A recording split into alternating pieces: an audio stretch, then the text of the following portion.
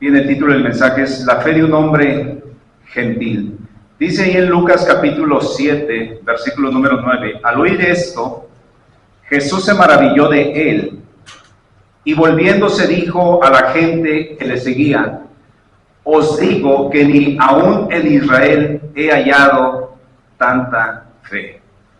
Esta mañana vamos a hablar de un hombre gentil y que nos vamos a dar cuenta al momento que vayamos desarrollando este mensaje que ese hombre gentil es un soldado romano, pero era un soldado romano que tenía a su disposición bastante también soldados. Vamos a mirar la manera como él tenía incluso autoridad para ejercerla y dar órdenes, y eso es parte del proceso en este mensaje que vamos a mirar, y que es lo que también impactó la vida de nuestro Señor Jesucristo.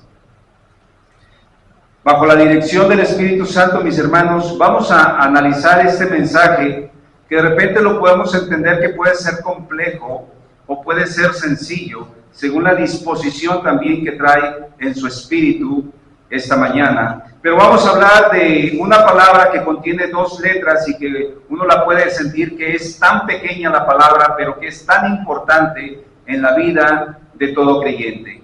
Vamos a hablar de la palabra fe. Y es claro que viene del hebreo esta palabra que es emuná, que significa fe, creencia y confianza.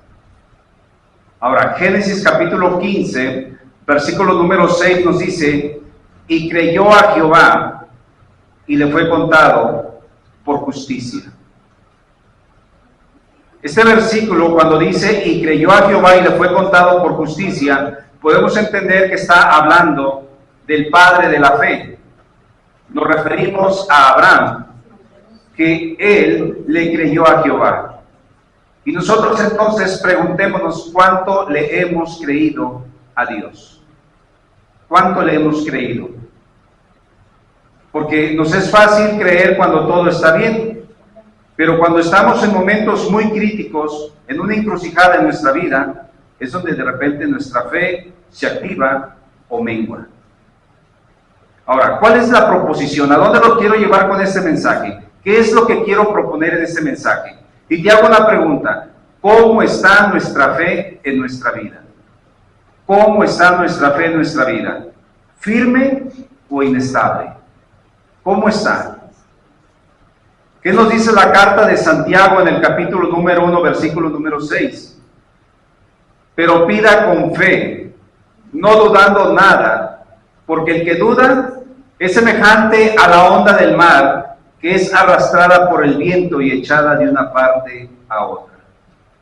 Muchos podemos tener una fe muy inestable, que somos llevados según las circunstancias.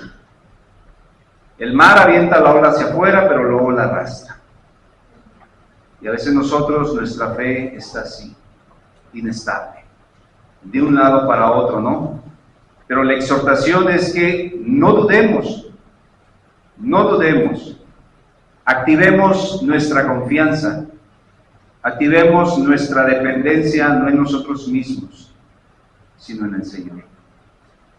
Entonces, vamos a mirar que la fe de este varón gentil llamó la atención de Jesús. ¿Y tú y yo estaremos llamando la atención de Jesús? ¿Estás llamando la atención de Jesús? Espero que sea para bien y no para mal, hermanos. Vamos a mirar únicamente 3 puntos de ellos. El primero, el amor filial del centurión romano. No sé si en alguna ocasión has tenido la oportunidad de ayudar a alguien que se haya accidentado. Por mínimo que sea el agravio que se haya hecho en su cuerpo, no sé si hayas tenido la oportunidad. O tomamos la conducta de aquella parábola que menciona nuestro Señor Jesús, refiriéndose al buen samaritano, donde dice que pasó el sacerdote y pasó el levita, pero pasaron únicamente de largo. No se detuvieron. No mostraron entonces estas dos figuras, ni el sacerdote ni el levita, mostraron el amor al prójimo. No lo hicieron.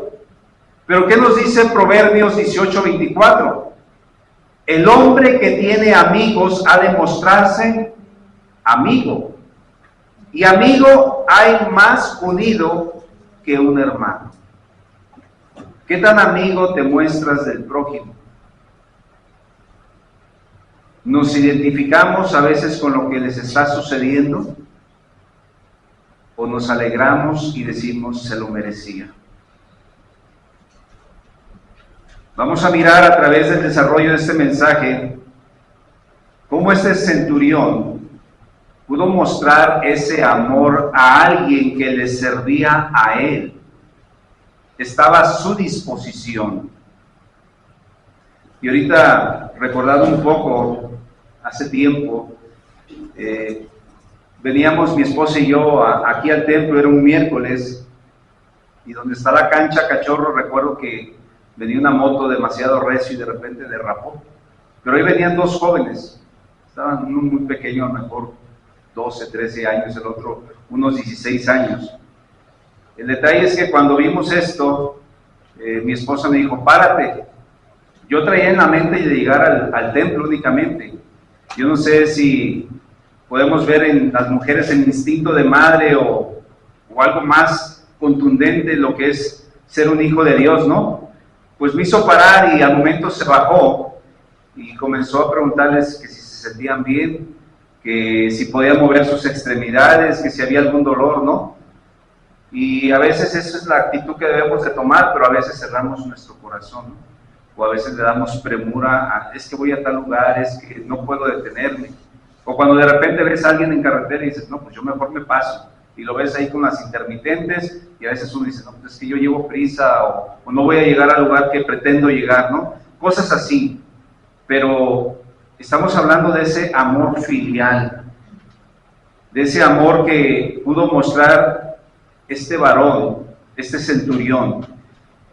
Y vamos a ver entonces cómo la Biblia nos narra que este hombre, podemos entender que era una figura importante dentro de lo que él desempeñaba, y también podemos ver que, o a lo mejor podríamos tener un concepto de este centurión que podía ser una persona o un hombre rudo, sin sentimientos, por la situación de que tenía a su cargo 100 soldados, que era uno más tener en casa a un siervo. Mas sin embargo, ¿qué nos dice Mateo capítulo 8, versículo número 5? Entrando Jesús en Capernaum, dice, vino a él un centurión rogándole. Vino a él. Si ustedes se dan cuenta, hermanos, el Evangelio de Mateo lo narra que vino el centurión, pero el Evangelio de Lucas, nos vamos a dar cuenta que no narra que era el centurión quien fue. Pero hay dos enseñanzas, porque usted recuerde que cada uno de los evangelios fue escrito para cierto tipo de nación. Pero hay enseñanza. En este caso, vamos a mirar que vino el centurión directamente con Jesús, porque eso es lo que estaba enseñando para Mateo, y Mateo iba dirigido hacia el pueblo de Dios, al mismo pueblo judío. Y dice que le rogó, versículo número 6 de Mateo 8, diciendo, Señor, mi criado está postrado en casa, paralítico, gravemente atormentado. Eso es lo que le dijo el centurión a Jesús. Ahora, el centurión quizá pudo haber antepuesto muchos obstáculos entre él y Jesús para no haber ido. A lo mejor la falta de tiempo por ser un hombre tan ocupado. A lo mejor pudo haber antepuesto el orgullo por ser un romano. ¿Y cómo iba a ir a platicar con un judío? A quien ellos serían subordinados. O quizá la duda de decir, bueno, ¿y quién es este Jesús? O a lo mejor el dinero que él tenía, y a lo mejor pudo haber dicho, sí, yo puedo pagar un buen médico. ¿Por qué voy a ir con esta persona? ¿O por qué voy a ir con Jesús? O a lo mejor también pudo haber pensado, no puedo comunicarme con él porque no manejamos el mismo idioma. Muchas cosas así. O O a lo mejor pensando, está retirado, ¿cómo me voy a mover de aquí, de mi lugar? O a lo mejor la autosuficiencia de sentirse, yo no necesito de nadie. Yo puedo sacar adelante esta situación de mi criado. O el sentirse es que al ir y pedir el favor me voy a sentir humillado. Pudo haber pensado muchas cosas el centurión, mas sin embargo no fue así. Se mostró amigo. Eso fue lo que él hizo, como dice Proverbios, se mostró amigo del siervo. No le sucedió como Naamán. Ustedes recuerdan a Naamán. ¿Cuál era la instrucción de Eliseo a través de su criado? Ve y sumérgete 7 veces en el río. ¿Cuál fue la postura de Naamán? Hay mejores ríos de donde yo vengo. Sin embargo, hermanos, Mateo nos señala que el centurión en lo personal fue y lo buscó. Nos muestra un testimonio de fe de parte de este gentil. Estaba mostrando más fe que ni los mismos judíos. Esa es la enseñanza que da Mateo en este evangelio. La fe de este gentil, a diferencia de su propia gente judía que les faltó fe. ¿Con quién nos identificamos entonces? ¿Con el centurión o con los que pertenecían al pueblo de Dios y que les faltó fe? Por ello Jesús hace esta pregunta y yo creo que encaja aún en nuestros tiempos. Y esta pregunta la encontramos en Lucas capítulo 18, versículo número 8, la parte B dice, pero cuando venga el Hijo del Hombre, hace esta pregunta, ¿hallará fe en la tierra? ¿Hallará fe en la tierra cuando regrese el Hijo del Hombre? Y hace esta pregunta por la cuestión de que a veces estamos tan envueltos en el sistema que nos arrastra, que a veces no tenemos tiempo de buscar al Señor porque hay otras necesidades u otras prioridades en nuestra vida. Y el Señor nos pregunta entonces, cuando Él regrese, el Hijo del Hombre hallará fe en la tierra.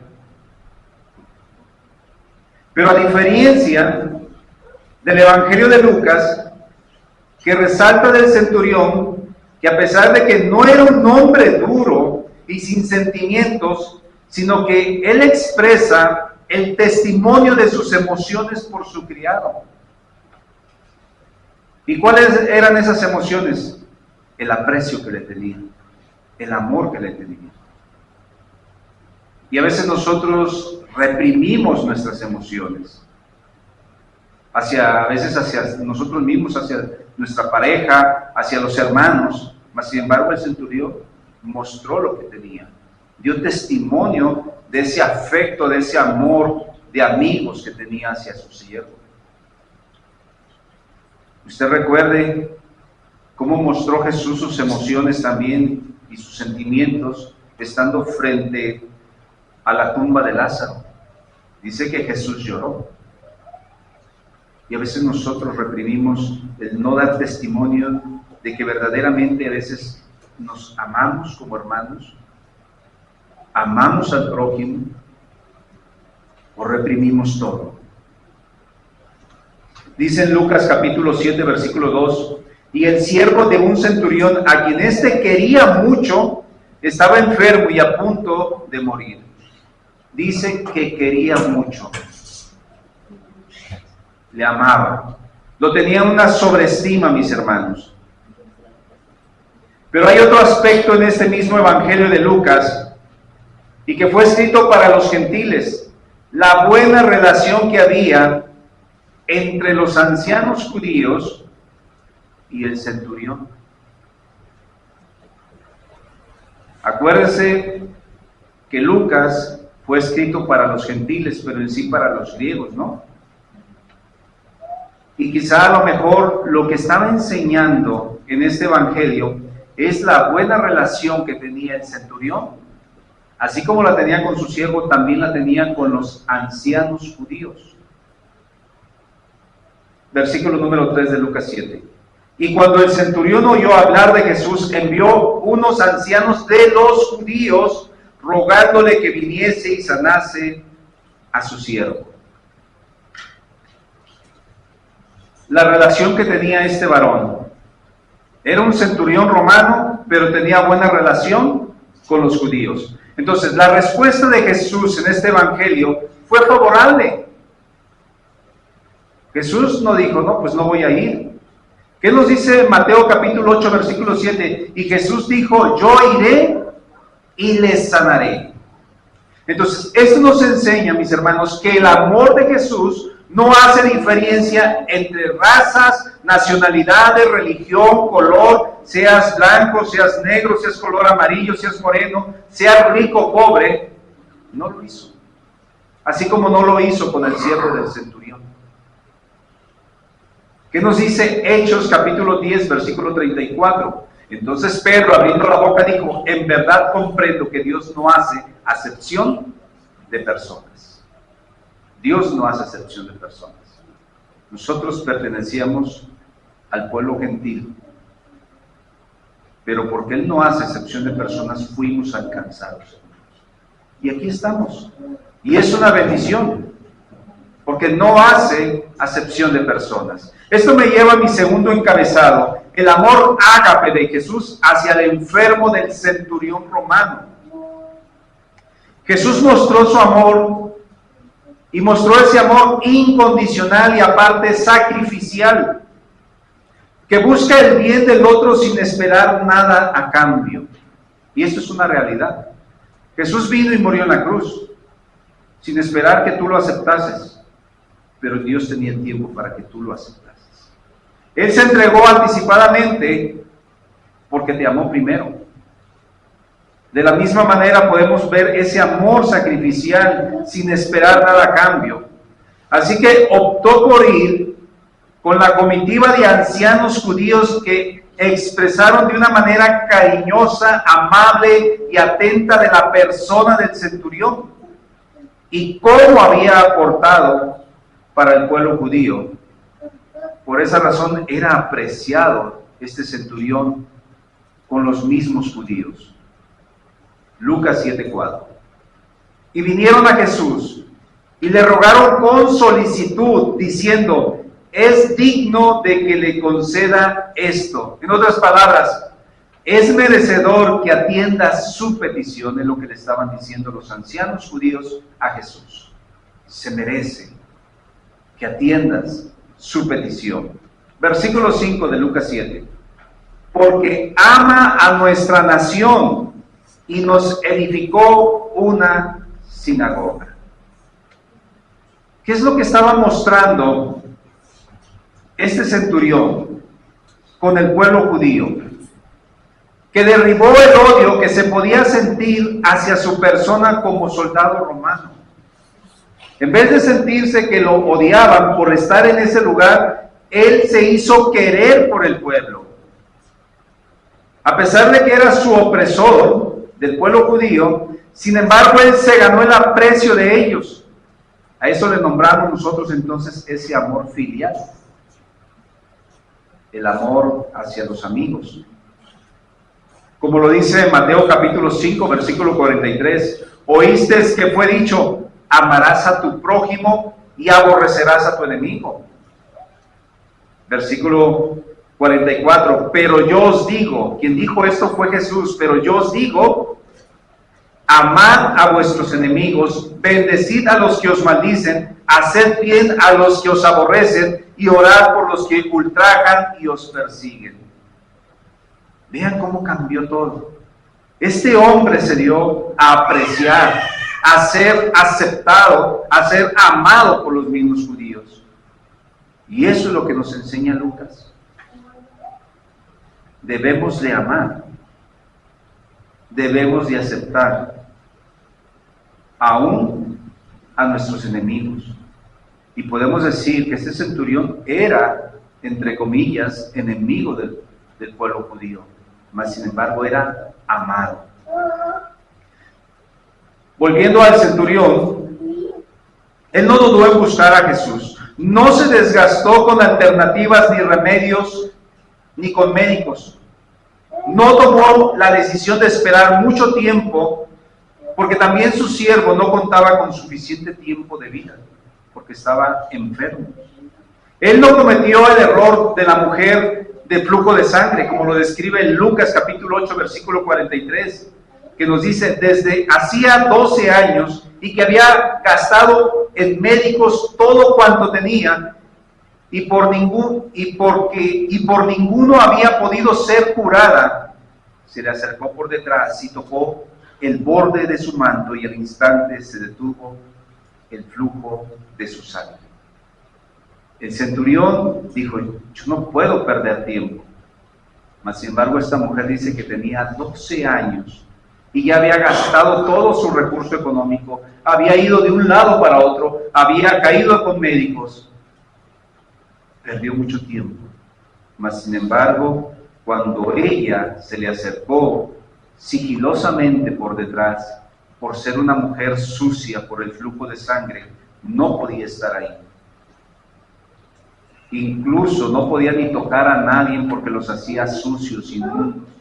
Mas sin embargo, tocó al Señor y su flujo cesó. De igual manera, podemos ver entonces al centurión que él no quiso perder tiempo. El centurión hace una petición y enseguida de esa petición podíamos pensar que es una falta de cortesía hacia la persona de Jesús, porque va y lo busca o manda a sus ancianos, como usted quiere verla, según la enseñanza que quiere entender.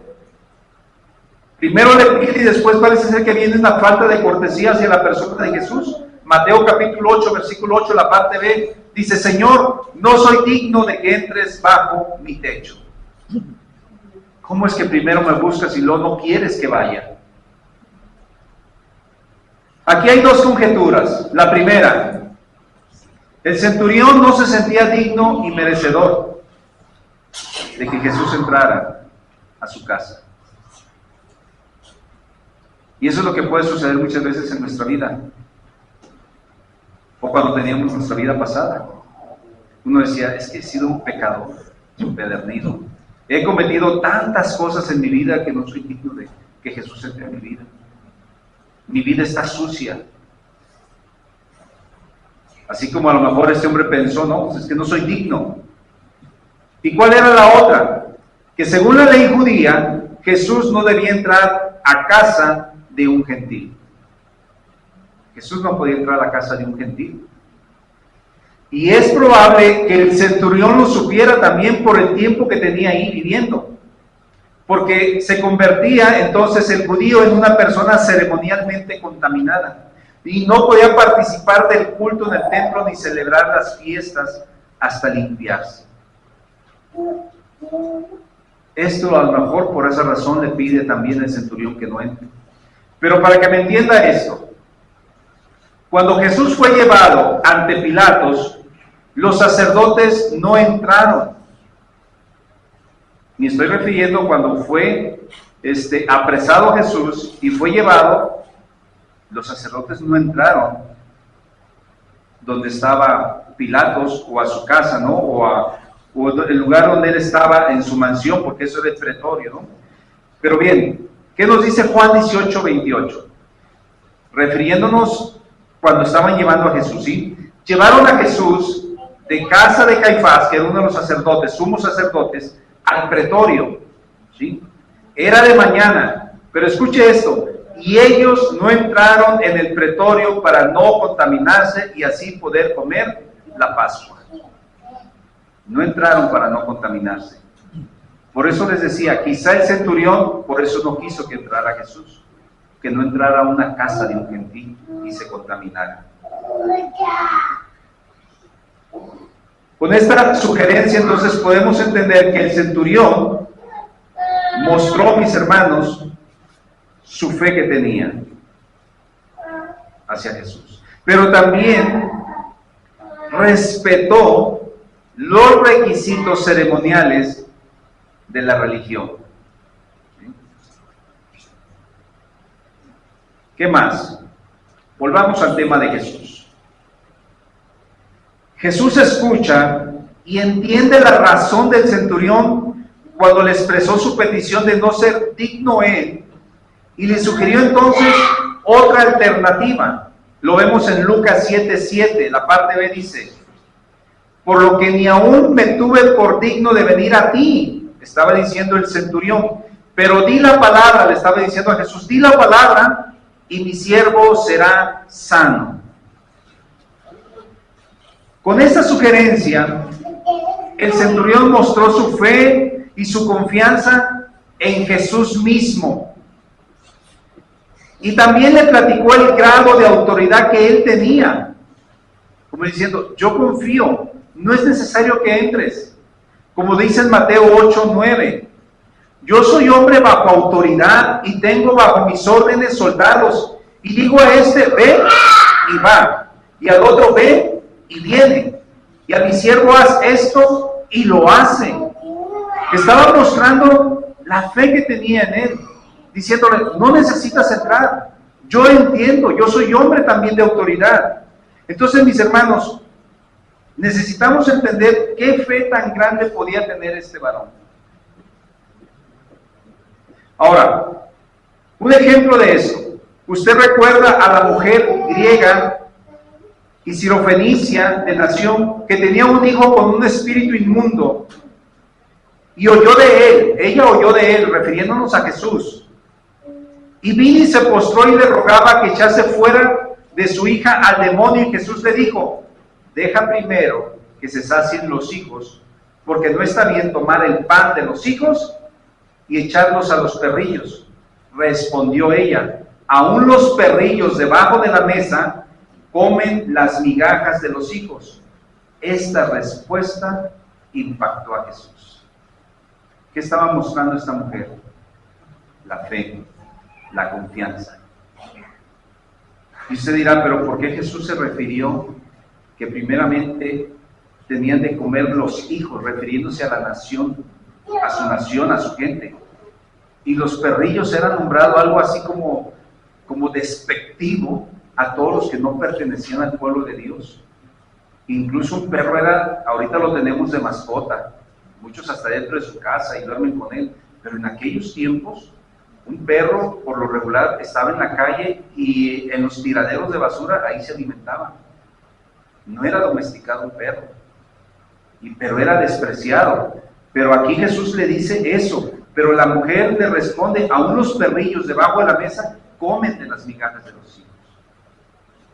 Esto impactó a Jesús. ¿Qué nos dice Marcos 7:29? Entonces le dijo, por esta palabra que ella le había dicho, ve, el demonio ha salido de tu hija. Y cuando llegó ella a su casa, halló que el demonio había salido y a la hija acostada en la cama. La mujer mostró su fe, pero Jesús mostró su amor. Su misericordia por la hija a través de la mamá. La hija no tuvo que ir, la mamá fue. El siervo del centurión no fue con Jesús, fue el centurión. O fueron los ancianos, como usted quiera verlo. Pero podemos ver entonces el amor que se manifiesta ahí. Y mi pregunta sería, ¿tú tienes amor por tu prójimo? Ese es el mandamiento que Jesús dio resumido en dos. Mateo 22:37. Jesús le dijo, amarás al Señor tu Dios con todo tu corazón y con toda tu alma y con toda tu mente. Y el segundo es semejante, amarás a tu prójimo como a ti mismo. ¿Cuánto amamos a nuestros prójimos? ¿Cuánto oras por tus prójimos? ¿Has visitado a alguien que necesita de que lo visites, que ores por él? ¿O nos hemos preocupado por los hermanos que dejaron de venir? ¿Les hemos llamado? ¿Por qué no están aquí? Esto me lleva a mi tercer encabezado y último, la fe del centurión romano. Si hay algo que puede agradar en demasía a Dios, es la fe que puede ver en nuestras vidas. La fe que puede ver en nuestras vidas. O como lo que le dijo Samuel al primer rey de Israel, que le hizo falta y no agradó a Dios. En 1 Samuel 15:22 dice, y se complace Jehová tanto en los holocaustos y víctimas como en que se obedezca a las palabras de Jehová. Ciertamente, el obedecer es mejor que los sacrificios y el prestar atención que la grosura de los carneros. La obediencia es la que debía de prestar el rey Saúl para agradar a Dios. Por ello nos exhorta en la misma palabra al decirnos a nosotros en Hebreos 6:11, pero sin fe es imposible agradar a Dios. Saúl no agradó a Dios porque no obedeció. Si tú y yo no tenemos fe, no vamos a agradar al Señor en nuestras vidas, porque es necesario que el que se acerca a Dios crea que le hay. Se nos ha dicho, mis hermanos, que la fe mueve todo, pero sobre todo mueve la voluntad de Dios a nuestro favor. Y hay un pasaje donde los discípulos no pudieron liberar a un joven endemoniado. Y ellos preguntaron la razón de su fracaso, se la preguntaron a Jesús. Y Mateo 17:20 dice, Jesús les dijo, por vuestra poca fe.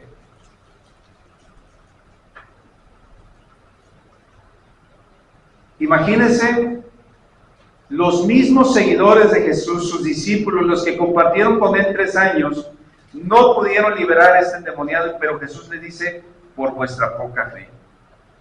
Pero también les dice lo que necesitaban. Pero no lo piden una cantidad grande, sino lo más importante es comenzar con algo tan pequeño, pero que sea genuino. ¿Qué es lo que les dice Jesús? Mateo 17:20, la parte B dice, si tuvieres fe como un grano de mostaza, diréis a este monte, pásate de aquí allá, y se pasará, y nada os será imposible. El Señor no te pide que comiences con una fe grande. Te pone un ejemplo claro, sencillo, con la semilla más pequeña, la semilla de una mostaza.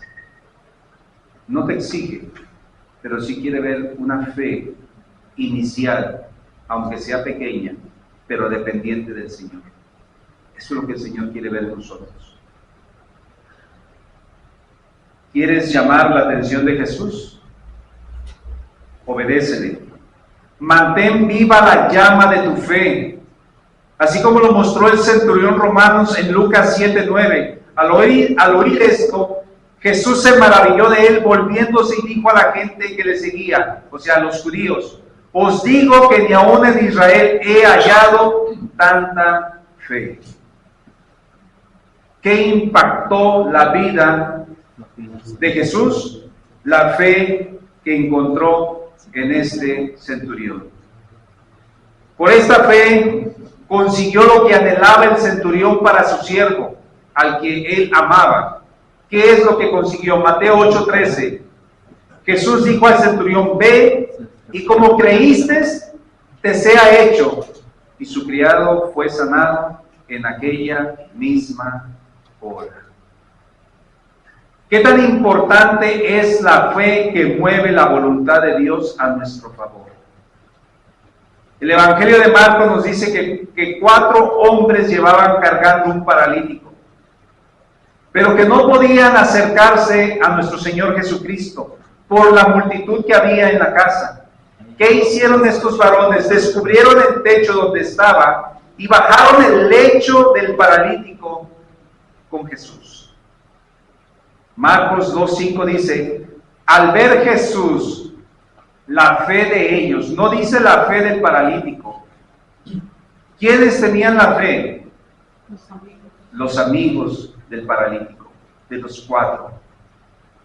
Derribaron obstáculos, todo impedimento, la multitud, y descubrieron el techo y bajaron al paralítico.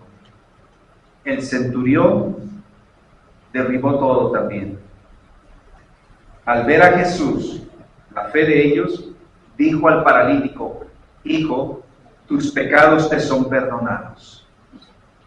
Dios quiere ver tu fe, mi hermano. Eso es lo que Él quiere ver, tu fe en tu vida. Y esta es la conclusión del mensaje. La fe de este varón gentil impactó la vida de Jesús. Así como este hombre, refiriéndome al centurión, hay muchos que no están sentados aquí en las bancas de los templos, así como ese varón, pero tendrán la oportunidad de disfrutar también del reino de Dios, como lo dice Mateo 8:11. Y os digo que vendrán muchos del oriente y del occidente y se sentarán con Abraham, Isaac y Jacob en el reino de los cielos, por la fe. Pero esta es la aplicación del mensaje, hermanos. No caigamos en el error de pensar que porque estamos aquí en cada reunión, usted piense que es salvo. Cuando usted no tiene una relación personal con Cristo, usted tendrá consecuencias fatales. ¿Cuáles son esas consecuencias fatales? Mateo 8:12. Mas los hijos del reino serán echados a las tinieblas de afuera. Allí será el lloro y el crujir de dientes, hermanos.